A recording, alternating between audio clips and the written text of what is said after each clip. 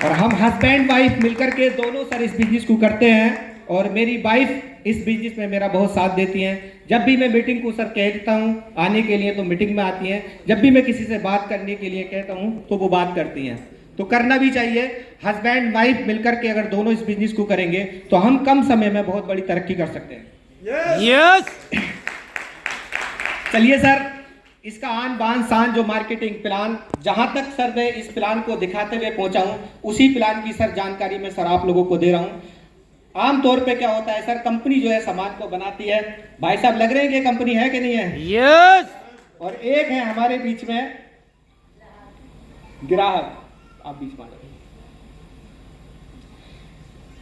Company सामान को बनाती है, कोई भी आइटम अगर बनाएगी तो कौन बनाती है? कंपनी। लेकिन इस्तेमाल कहां पे होता है सर? कस्टमर के पास। यस। इसके बीच में 4-5 मिडिल मैन होते हैं जिसके माध्यम से सर हमारे को सामान खरीदने की जरूरत पड़ती है।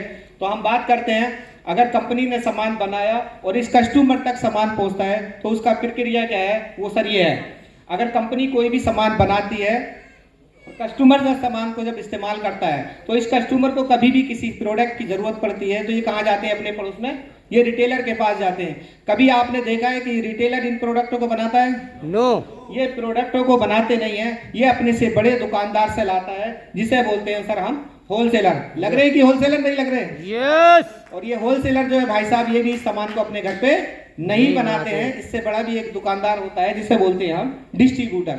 और डिस्ट्रीब्यूटर भी इस सामान को अपने घर पे नहीं बनाता। इससे बड़ा भी एक दुकानदार होता है जिसे बोलते हैं C&F एजेंट, जो कि 100 पर स्टेब्लिश होता है।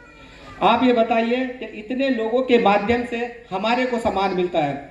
सपोज करो कंपनी ने यहाँ लक्स साबुन बनाया तो हमें पता कैसे चलेगा? उसके लिए एक बेहतरीन सी हीरोइन चाहिए होती है कि नहीं है? यस। बेहतरीन सी हीरोइन ये खड़ी भी है और ये बताती है कि मेरी सुंदरता का जो राज है वो कौन है? लक्स साबुन। आप बताइए ईमानदारी से, लक्स के साथ नहाने से कोई इंसान गोरा हो सकता है? नो। लक्स के नहाने से कोई इंसान गोरा नहीं होता। अगर लक्स के नहाने से गोरा हुआ करते तो इंडिया के अंदर कोई भी भैंस काली नहीं होती क्या?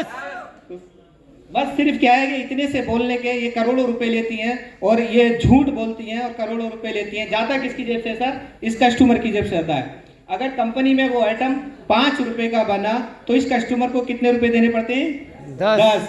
और कोई भी आइटम कंपनी में अगर 50 रुपए का बनता है तो इनको कितने देने पड़ते हैं?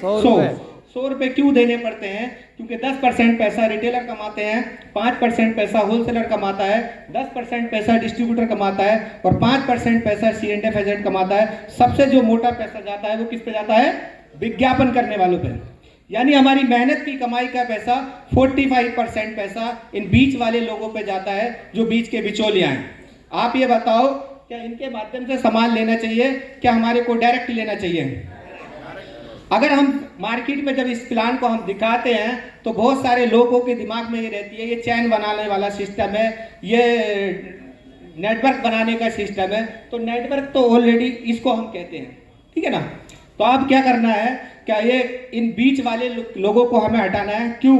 क्योंकि अगर ये कस्टमर सामान ना ले तो सिस्टम चल सकता है? नो। और अगर कंपनी सामान नहीं बनाए तो क्या ये सिस्टम चल सकता है? नो। तो अहम कौन है? एक तो बनाने वाला और दूसरा इस्तेमाल करने वाला। तो कंपनी अपने कस्टमर से हाथ मिलाती है और इसी को बोलते हैं सर डायरेक्ट सेलिंग सिस्टम।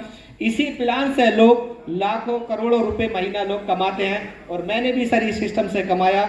इसका आन बान शान जो मार्केटिंग प्लान है मैं लोगों को दिखाता हूँ। बहुत सारे लोग नो करते हैं और बहुत सारे लोग यस करते हैं। जो लोग यस करते हैं उन लोगों ने मुझे यहाँ तक पहुँचा दिया, जिन लोगों ने नो करा है वो मुझे टेक्निकल मुकाम पर पहुँचाएंगे सर। Thank you. यस।